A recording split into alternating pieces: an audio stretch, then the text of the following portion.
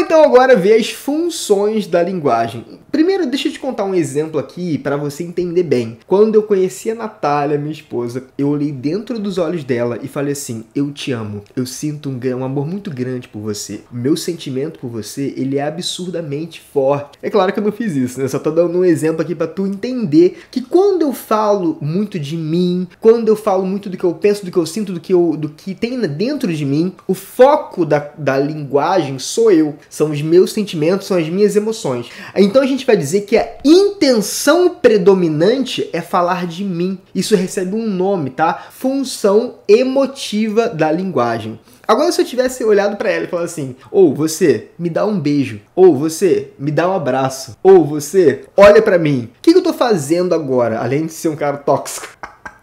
Eu tô tentando fazer com que ela tome uma atitude, ou seja, o foco não está mais em mim, o foco agora é nela. Eu quero que ela tome uma atitude. Eu estou tentando fazer com que ela haja de alguma forma usando a linguagem. Então, o foco é nela. A gente vai dizer então que eu estou tentando coagir a pessoa, estou tentando convencer. Então, a gente vai chamar de função conativa ou apelativa. E vamos combinar que foi muito apelativo mesmo. Vamos então agora sistematizar as funções da linguagem. Tu já entendeu os exemplos mais ou menos. Vamos então sistematizar a teoria. Funções da linguagem são nada mais do que as intenções que predominam. As intenções do enunciador. Exatamente, galera. Funções da linguagem é aquilo que o enunciador pretende com aquilo que ele está falando. E enunciador, tu já sabe que é a pessoa que está falando, né? Enunciador e emissor são a mesma coisa. Vamos lá. Primeira coisa aqui, a gente vai fazer aqui um esquema. Quero que você faça exatamente esse esqueminha aí, tá? Sempre numa comunicação vai ter um enunciador. A gente viu isso lá na aula em que eu falei sobre primeira, segunda, terceira pessoa. Lembra? Toda linguagem ela vai começar partindo desse enunciador. A gente vai chamar aqui na nossa aula de emissor. Só que o Enem ele pode dar vários nomes. Ele pode chamar de emissor, enunciador,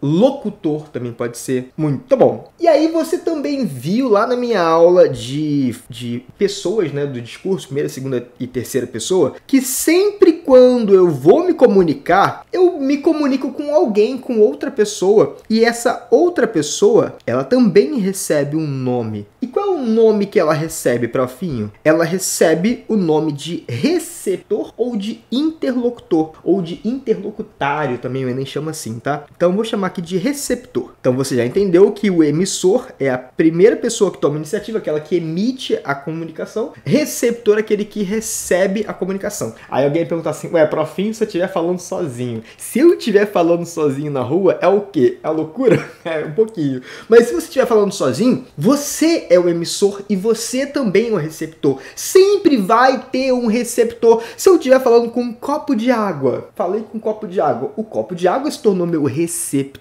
Sempre a comunicação vai ter o meu receptor, inevitavelmente. A gente chama isso de elementos da comunicação. Foi até bom tu fazer essa pergunta. Tem quando o professor valoriza o aluno que perguntou? É tão bonitinho, né? Quando o aluno faz uma pergunta super despretensiosa, aí o professor: caramba, que pergunta maravilhosa. Ah, moleque, acho tão bonitinho isso. E às vezes é maravilhosa mesmo. Então, aqui a gente vai chamar de elementos da comunicação. Da comunicação não, da comunicação.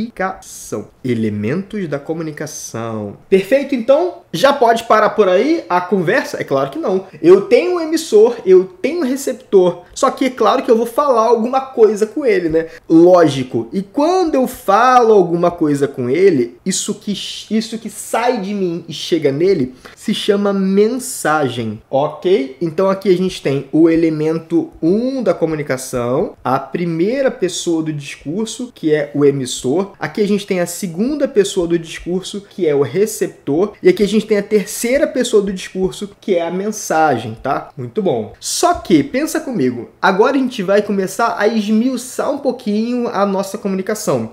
Para eu me comunicar com você, não basta eu ter uma mensagem na minha cabeça para me comunicar. Eu preciso de uma linguagem para me comunicar com você. Eu poderia me comunicar com você com linguagem não verbal. Eu poderia me comunicar com você just in English. Eu poderia me comunicar em inglês. Eu poderia comunicar com a linguagem de sinais, por exemplo, com você. Mas eu resolvi, por uma escolha, tá? Me comunicar com o português. É que eu sou poliglota, eu tenho vários idiomas. Mentira, eu só tenho português. Só sei me comunicar no português mesmo. Então se liga. A linguagem que eu tô usando, a gente vai chamar de código de comunicação. É o nosso código. Só a gente entende. Só os falantes da língua portuguesa entendem esse código. Então a mensagem, ela depende de um código comunicativo. E esse código, ele é entendido pelo emissor e pelo receptor. A gente vai chamar de código. No caso da gente aqui, o código é a linguagem no português, beleza? Só que não basta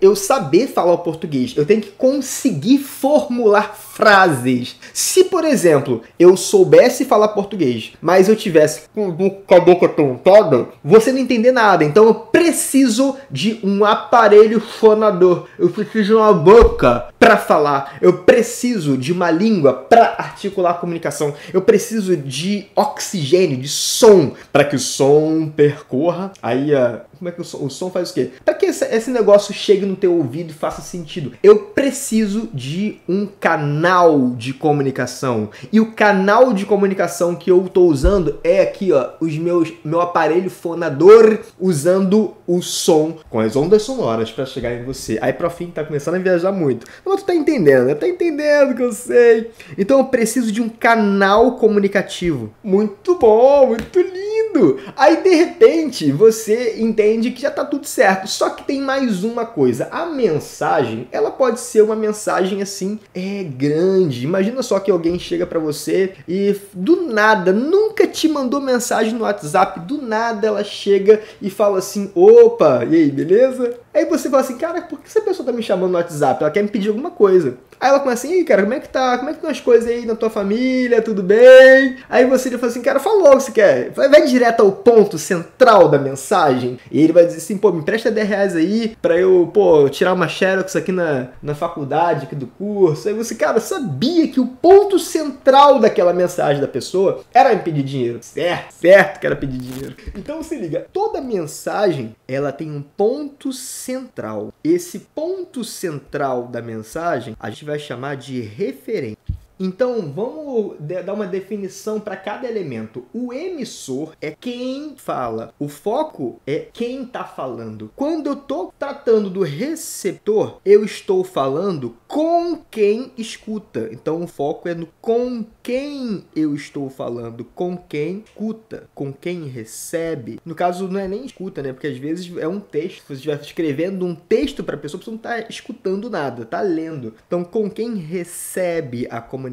Ok. Aí agora, imagina só que você seja um dono de um pet shop e você receba um cachorro lá, um Yorkshire, para poder parar o pelo. E aí, de repente, o Yorkshire morre. No meio da tosa, o Yorkshire não existe mais. E aí você tem que comunicar isso pro dono do Yorkshire, pra dona, né? Pra uma menina de 5 anos. Caraca, que crueldade. Que ela, não tem mais Yorkshire porque ele veio a óbito. O que você faz? Você é o emissor, você tem um referente, você tem um ponto central para falar com ela. Qual é o ponto central da sua fala? Deu ruim pro Yorkshire, foi a óbito, morreu. Então o referente, ele é o assunto central, o ponto central. O que exatamente você quer falar? O que exatamente é o núcleo, é o mais importante da mensagem. Não vou colocar da mensagem, porque você já sabe que referente, aqui ó, referente está ligado à mensagem. É aquilo que é o mais importante da mensagem. Isso aí da frente. E qual que é o assunto mais importante da mensagem nesse exemplo do Yorkshire? O Yorkshire morreu. Só que se você ligar para a menina de 5 anos e for direto ao ponto, ela vai, começar a chorar muito, muito, muito. Não que ela não vá chorar, ela vai chorar. Só que você tem uma missão de passar esse ponto central, só que de um jeito diferente. Ou seja, existe um ponto central, só que você tem que arrumar uma forma de essa mensagem chegar para ela de um jeito mais confortável. Mensagem, então, é o